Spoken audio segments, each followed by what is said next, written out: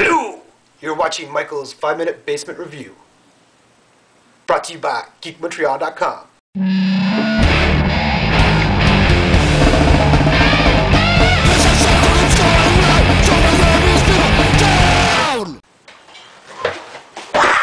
Excelsior! And welcome to my show. I'm really high on caffeine right now, so that's a great time to do comic book reviews. First off, I want to give props to you, Jen and Alice. Thank you so much for your kind comments. They touch my heart in such a beautiful way. And secondly, Spider Mike, you called me an asshole. That's okay. Okay, first comic I want to talk about is Amazing Spider-Man 562. Now, I want to stay away from the whole brand new day, one more day controversy and the whole retcon.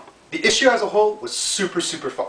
The only minor complaint is that they brought up the Civil War.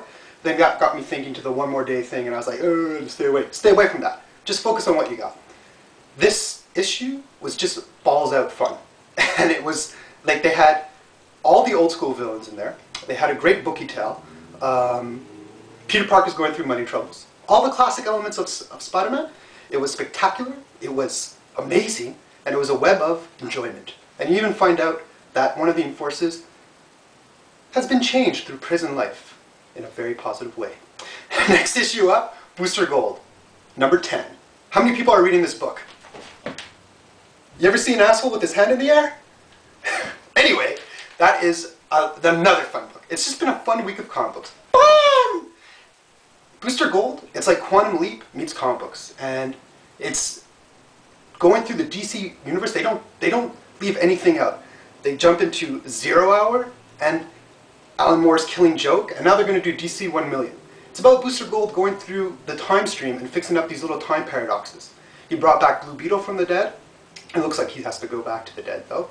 But Jeff Johns is writing it up to issue 12. I wonder how it's going to be afterwards, because Jeff Johns is really just putting up the series to a brand new plateau. Next up, Invincible number 50.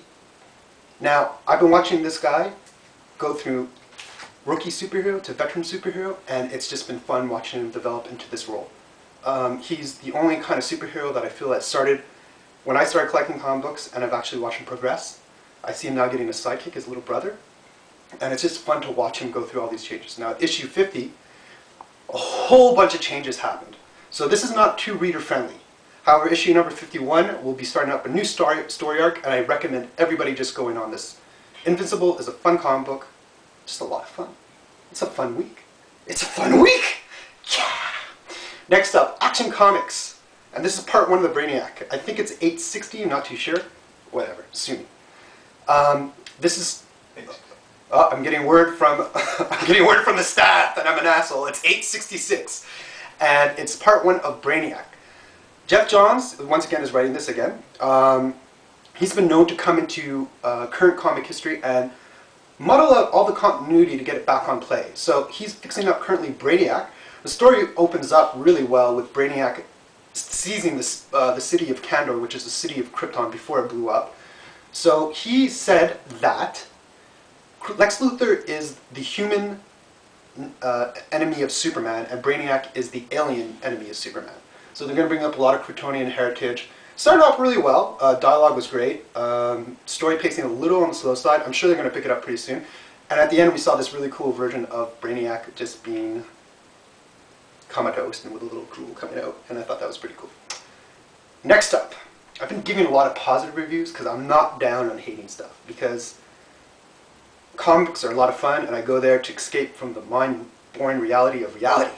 I go to explore my imagination. But, as you know, a lot of good stuff comes out, and a lot of bad stuff comes out. I'm going to talk about 2 comic books right now. Salvation Run number 7, and Gotham Underground number 9. These are 2 miniseries that were supposed to come out before Final Crisis number 1.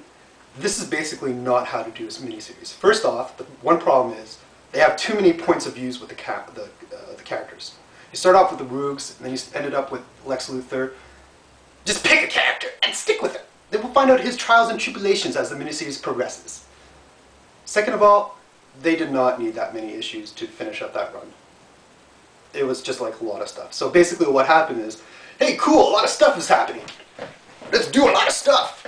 Okay, and we're back at the same when we started. Awesome! Third, they're late. Especially with the miniseries going on like that. Salvation Run number 7 was supposed to come out before Final Crisis number 1, and Gotham Underground number 9 was supposed to come out before Robin 174. Both these things came out before the miniseries ended and effectively ruined the miniseries. You could have told right off the bat, for number 1 of Salvation Run and number 1 of Gotham Underground, that these series were going to go so you most likely dropped it. But me, I'm a little neurotic. I have to collect the whole thing, but I'm going to give it away to some kid who's going to appreciate it. You're a lucky kid, wherever you are. And I think that wraps it up. I'm done. So, I'm out.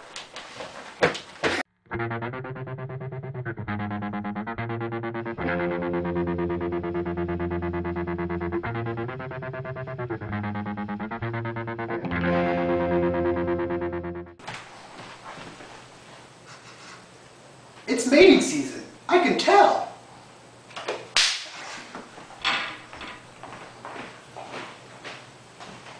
That reminds me, if you want to send me an email, you can do so at basementreview@geekmontreal.com. Hope to hear from you soon.